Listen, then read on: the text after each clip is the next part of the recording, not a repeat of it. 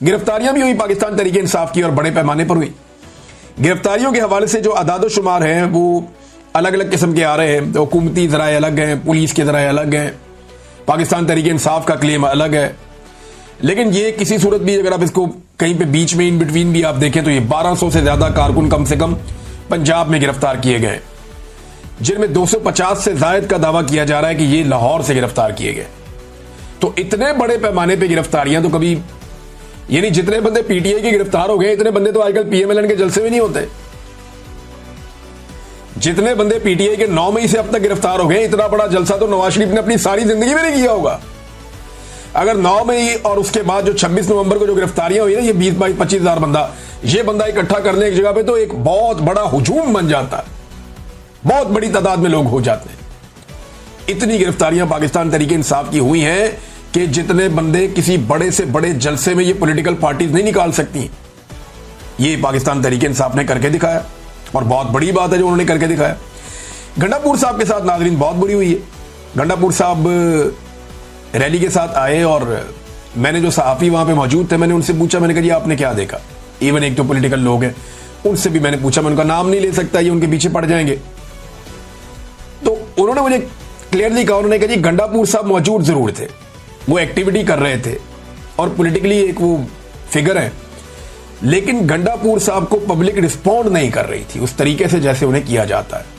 Social media पे थोड़ा बहुत उनका शबशबा चल रहा था, लेकिन गंडापुर साहब ने जब तकरीर की तो उनकी तकरीर टोटल जो है वो 1.25 मिनट से 1.5 मिनट के बीच में थी। उन्हें भी आइडिया हो गया था कि देखिए लीडर को मजा तब आता है जब वो बात कर रहा हो और लोग सुन रहे हो। साउंड सिस्टम था उनके पास, अगर सामने 10-20 हजार लोग खड़े हो जाते तो वो उनसे बात कर सकते थे, लेकिन लोग गंडापुर के कंटेनर के इर्द गिर्द आए, उनकी दिलचस्पी गंडापुर में से खत्म हो गई थी। तो गंडापुर साहब को यह सोचना चाहिए था अपने पांव पे बार बार कुल्हाड़े मारने से पहले कि वो कुर्बान क्या चीज कर रहे हैं और किस चीज के लिए कर रहे हैं। वजारत आला के लिए अपनी सारा सियासी करियर, अपनी इज्जत सब कुछ दांव पे लगा रहे हैं। लोगों में एक बहुत बड़ी क्रेडिबिलिटी थी कि इस आदमी की ब्रेक उस जगह पे आके लगती है जहां इमरान खान साहब बुलाते हैं। ये हमेशा इमरान खान की आवाज पे लब्बैक कहता है, हमेशा पहुंचता है और जबरदस्त एहतजाज करता है और बड़ी अच्छी टीमें लेकर आता है। तो आज उन्हीं टीमों की गंडापुर साहब की तरफ लगता है तवज्जो ही नहीं थी। वो आए, उन्होंने तकरीर की 1.25 मिनट की, 1.5 मिनट की, वो भी कोई खास बात उन्होंने नहीं की, कोई ऐसी बात नहीं की जो काबिल जिक्र हो मैं आपको यहां पढ़ के सुनाऊं।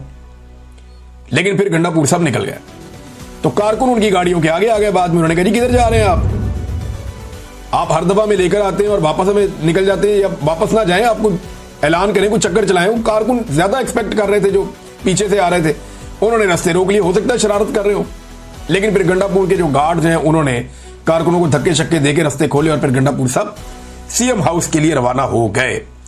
तो गंडापुर साहब ने जो कहा था ना कि 3 माह में अपनी सियासत छोड़ने का जो उन्होंने फैसला किया था कि अगर मैं इमरान खान को ना निकाल सका 3 माह के अंदर तो 1 महीना तो गुजर गया, तो मैं सियासत छोड़ दूंगा, सियासत का अपनी फैसला कर लूंगा, फिर मुझे कोई हक नहीं है।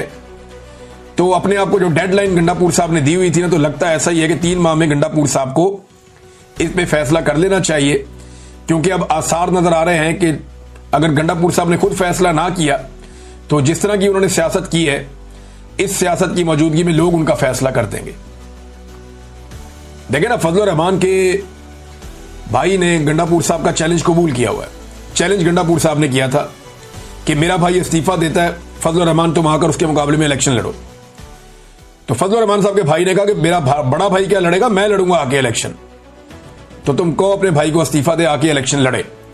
तो उस वक्त गंडापुर साहब को बताया गया ये मजाक नहीं करना, पब्लिक अब डिफरेंट मूड में, फजल रहमान का भाई असेंबली में आ जाएगा इस चक्कर में।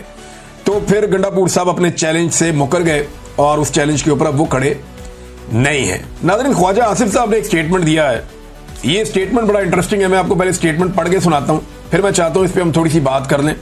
फिर 1-2 बैनुल-अक़वामी बड़ी इंटरेस्टिंग खबरें हैं। रशिया ने एक बहुत पुराना मुआहिदा जो 38 साल पहले हुआ था उनका अमेरिका के साथ, उसे खत्म किया है। क्यों किया वो बताता हूं। और डोनाल्ड ट्रंप ने एक नई कार्रवाई डाल दी, वो भी आपको मैं बताता हूं। खित्ते के हालात बड़े इंटरेस्टिंग हो रहे हैं। पाकिस्तान की जो पॉलिटिक्स है उसकी वजह से मैं उस तरफ जा नहीं पाया। जो इंडिया के साथ हो रहा है, यूक्रेन और रूस के दरमियान जो हो रहा है, और जो अमेरिका इस वक्त इंटरफेयर कर रहा है इस रीजन की सियासत के अंदर, और पाकिस्तान कहां खड़ा है, बड़ा इंटरेस्टिंग सिनेरियो इस वक्त चल रहा है। इस पर हम बात करेंगे बाद में। लेकिन आप ये देखें, ख्वाजा आसिफ कहते हैं ब्यूरोक्रेसी पे तनकीद करते हुए वतन अजीज की आधी से ज्यादा ब्यूरोक्रेसी पुर्तगाल में प्रॉपर्टियां ले चुकी है। पुर्तगाल, ये इन्होंने खोला हुआ था, एक स्कीम खोली हुई थी पुर्तगाल ने कि इतने पैसे ला के इन्वेस्ट करो तो वहां पे वीज़ा मिल जाता था और वहां पे जो है आपको रेजिडेंसी मिल जाती थी। तो इससे फायदा उठाया बहुत सारी ब्यूरोक्रेसी ने। पैसा इतना ज्यादा नहीं था और ब्यूरोक्रेसी के लिए तो करोड़ों रुपया मामले कोई नहीं होता। तो ख्वाजा आसिफ ने दावा किया, ये वजीर दिफा है पाकिस्तान के, कि पाकिस्तान की आधी से ज्यादा ब्यूरोक्रेसी पुर्तगाल में प्रॉपर्टी ले चुकी है और शहरियत लेने की तैयारी कर रही है।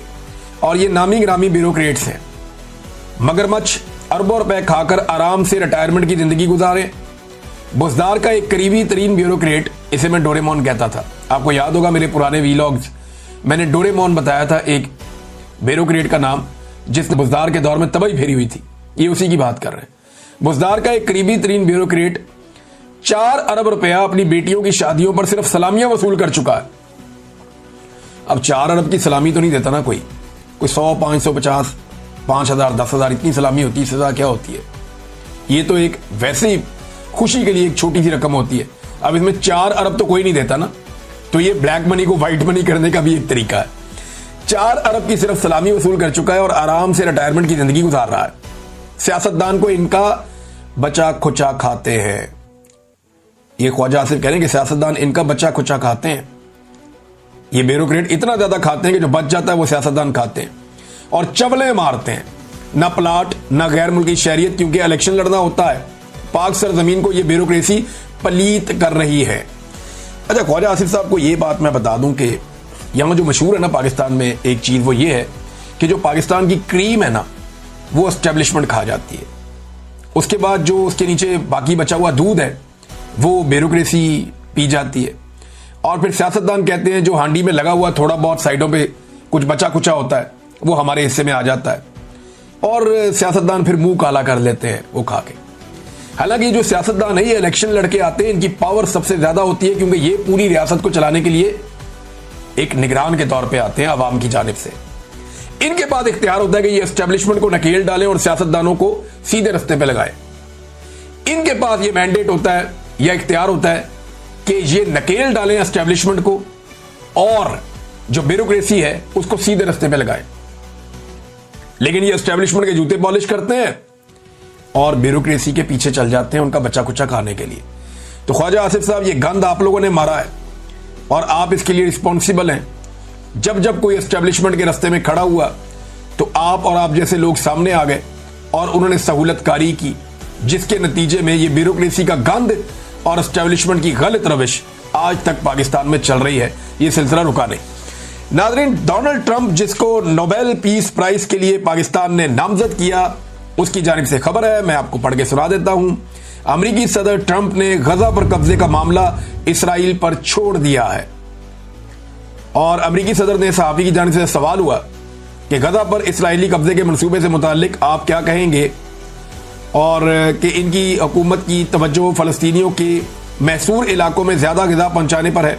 ट्रंप ने कहा कि बाकी मामले पर वो कुछ नहीं कह सकते, ये ज्यादातर इसराइल पर मुनहसर होगा, यानी ये इसराइल करेगा। अब आप अंदाजा करें, इसराइल जो है वो फैसला करेगा गजा के साथ क्या करना है, और इसराइल तो फैसला कर चुका है। वहां खबरें छप चुकी हैं पहले ही और बाकायदा इसराइल ने एक पूरा मैप जारी किया कि वो पूरे गजा पे कंट्रोल करेंगे, कब्जा करेंगे।